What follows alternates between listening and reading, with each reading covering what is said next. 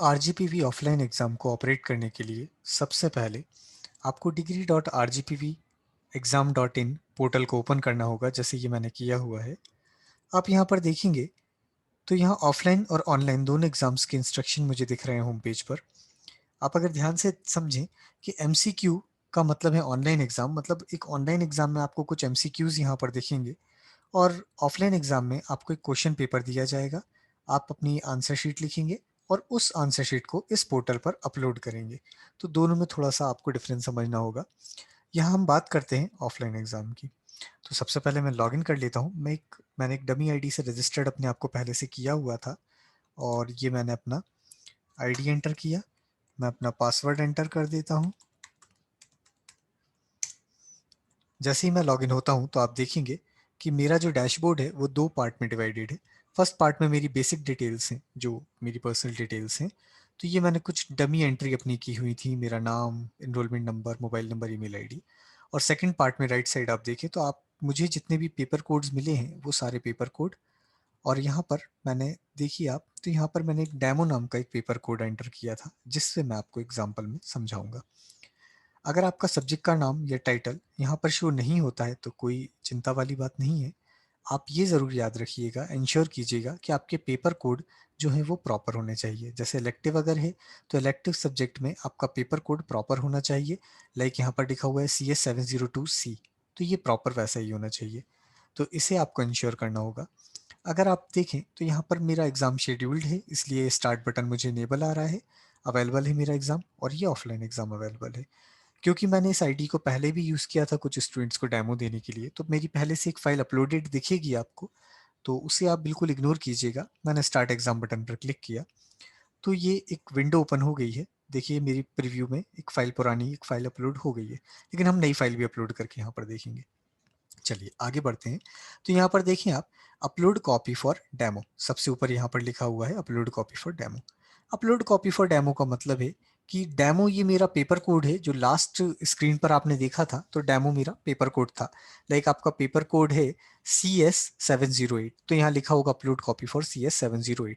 आप इंश्योर कर लीजिए जिस पेपर कोड के लिए आपने स्टार्ट बटन पर क्लिक किया है वो पेपर कोड यहाँ पर लिखा हुआ है या नहीं। आगे हम देखेंगे तो यहाँ डाउनलोड क्वेश्चन पेपर का एक बटन हमें दिख रहा है। कुछ स्टूडेंट्स को ये बटन नहीं दिखेगा, वो स्टूडेंट्स होंगे आरजीपीवी के, क्योंकि आरजीपीवी ने आपको इंस्ट्रक्शन में एक अलग यूआरएल दी हुई है जहां से आप अपना क्वेश्चन पेपर डाउनलोड करेंगे। आपको इस पोर्टल का सिर्फ यूज़ करना है अपनी कॉपी को अपलोड करने के लिए। लेकिन यूआईटी स्टूडेंट्स और अदर स्टूडेंट्स को ये डाउनलोड क्वेश्चन पेपर का लिंक इनेबल दिखेगा, ये बटन आपको यहाँ पर दिखेगा। तो आप अपना क्वेश्चन पेपर डाउनलोड कर सकते हैं। आप उस क्वेश्चन पेपर को देखकर अपनी एक आंसर शीट लिखेंगे, उसे हम अपलोड करेंगे। अपलोड के लिए यहाँ पर देखिए अपलोड आंसर शीट नाम का बटन है, हम देखते हैं अभी इसे ऑपरेट करके। पहले हम इस पूरे डैशबोर्ड को समझ लेते हैं, इसमें और क्या क्या फंक्शनैलिटी है। सबमिट बटन है कि मैं जो भी अपलोड करता हूँ कॉपी, उसे मैं सबमिट कर देता हूँ। प्रीव्यू का एक है, यहाँ पर अगर आप देखें प्रीव्यू पैनल में, तो यहाँ पर मुझे आप देखिएगा कि सारे कंट्रोल्स दिख रहे हैं, पेजेस दिख रहे हैं, zoom in zoom out, download के कुछ बटन्स दिख रहे हैं। तो बेसिक कुछ बटन्स मुझे दिख रहे हैं। डाउनलोड एंड प्रीव्यू बटन क्या करेगा, इस पर हम अभी चर्चा करते हैं।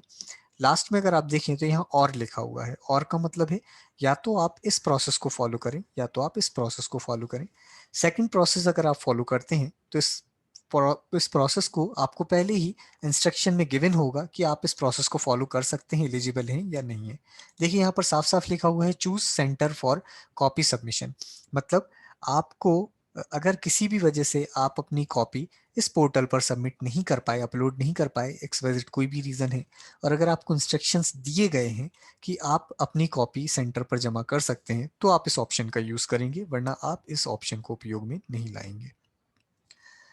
अब हम बात करते हैं कि यहाँ पर कुछ इंस्टीट्यूट्स की लिस्ट है, लेकिन आपको इन इंस्टीट्यूट की लिस्ट में अपना जो कॉलेज होगा, जो जिस कॉलेज में आप पढ़ रहे हैं, जैसे मैं LNCT में पढ़ता हूँ तो मैं यहाँ पर सिलेक्ट कर लेता हूँ LNCT कॉलेज। तो मैंने LNCT कॉलेज यहाँ पर चूज़ किया क्योंकि मैं LNCT कॉलेज में पढ़ता हूँ, और उस कॉलेज में ही आप अपनी आंसर शीट की जो फिजिकल कॉपी होगी वो सबमिट कर सकते हैं। ऐसा कभी नहीं हो सकता है कि आप पढ़ते अगर LNCT में हो और आप बंसल कॉलेज यहाँ पर मेंशन करके बंसल कॉलेज में अगर अपनी आंसर शीट देना चाहें तो ये पॉसिबल नहीं है, आपकी आंसर शीट मान्य नहीं होगी। जिस कॉलेज के आप स्टूडेंट हैं आपको उसी कॉलेज कॉलेज में सबमिट करनी है, और यहाँ पर आपको स्टेटस भी चेंज करना होगा ताकि हम ट्रैक कर सकें कि किसी भी वजह से आपकी आंसर शीट भी अपलोड नहीं हो पाई थी और आपने अपने कॉलेज में सबमिट कर दी है और जिसका स्टेटस आपने यहाँ पर अपडेट किया हुआ है। अगर आप ऐसा नहीं करते हैं तो फिर शायद आपको मुश्किल हो सकती है, शायद आप एब्सेंट भी मार्क हो सकते हैं। तो इसलिए आपको सबसे पहले अपना कॉलेज यहाँ सिलेक्ट करना होगा जिस कॉलेज में आप पढ़ रहे हैं। चलिए हम ऊपर आते हैं। अभी मैं मानता हूँ कि मैं इस ऑप्शन को चूज नहीं करता हूँ, हम ऊपर आ जाते हैं। हम डायरेक्टली ऊपर आते हैं कि भाई मुझे मेरी आंसर शीट अपलोड करनी है। तो यहाँ पर अपलोड आंसर शीट नाम के बटन पर जैसे ही मैं क्लिक करता हूँ, यहाँ पर आप देखिए ये मैंने एक आंसर शीट, एक कोई पीडीएफ फाइल को मैंने डमी कुछ पीडीएफ फाइल्स मेरे पास थी, मैंने अपलोड किया। यहाँ पर पीडीएफ फाइल जो है, यहाँ पर आपको ध्यान रखना होगा कि जो भी आंसर शीट होगी वो आपका एक्सटेंशन जो होगा वो डॉट पीडीएफ होना चाहिए, मतलब वो पीडीएफ फाइल होना चाहिए, पहली चीज़। और दूसरी चीज़ है कि वो 30 MB से उसका साइज़ कम होना चाहिए, क्योंकि टेक्निकली भी अगर हम बात करें तो 30 MB से अगर ज़्यादा साइज़ है और अगर आपका इंटरनेट स्लो है तो आपको बहुत मुश्किल हो सकती है, और शायद आपका जो आपको गिवन टाइम स्लॉट है वो भी आप मिस कर सकते हैं और कॉपी अपलोड नहीं होगी। तो ये प्रॉब्लम ना आए इसलिए एक स्टैंडर्ड साइज हमने डिसाइड किया है 30 MB। मैंने जैसे ही इस फाइल को चूज़ किया, अब मैं इसे सबमिट कर देता हूँ। सबमिट दैट मीन्स कि मैं फाइनली सबमिट करना चाहता हूँ कि मैंने ये फाइल सिलेक्ट की है जो मैंने अपलोड कर दी थी। प्रोसेस होगी, प्रोसेस में शायद आप, मुझे बिल्कुल भी टाइम नहीं लगा है लेकिन शायद आपको टाइम लग सकता है।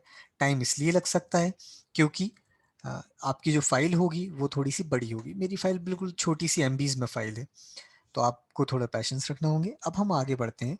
तो यहाँ पे जैसे ही मैंने फाइल मेरी सबमिट की और प्रॉपर अपलोड हो चुकी है सर्वर पर, तो उसका एक मुझे प्रीव्यू यहाँ पर दिखेगा। अगर ये देखिए प्रीव्यू पूरा प्रॉपर दिख रहा है, इसके पेजिनेशंस वगैरह मैं चेक कर लेता हूँ कि हाँ पूरी फाइल मेरी अपलोड हुई है या नहीं हुई है, ये सारी चीज़ हम देख लेते हैं। अगर आपने सबमिट किया और आपका प्रीव्यू दिख गया है, दैट मीन्स कि आपने सक्सेसफुली अपनी जो फाइल है, अपनी जो कॉपी है आंसर शीट, उसे सक्सेसफुली सर्वर पर अपलोड कर दिया है। ओके।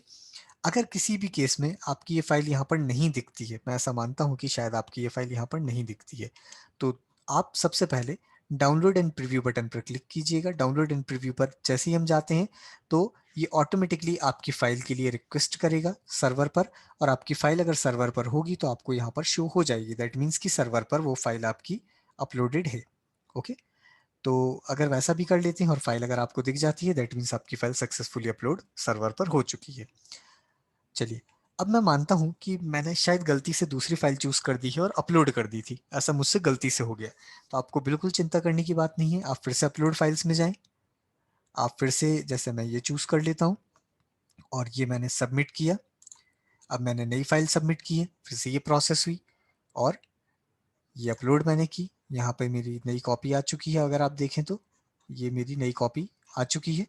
तो इसका मतलब अगर आप समझें तो इसका बिल्कुल सिंपल सा मतलब है कि जो लास्ट आंसर शीट आप अपलोड करेंगे वही मान्य होगी, बाकी फाइल्स आपकी चली जाएंगी, यहाँ से ओवरराइट नई फाइल होती जाएगी। तो ये जो फाइल है ये मेरी फाइनल फाइल हो गई है ना।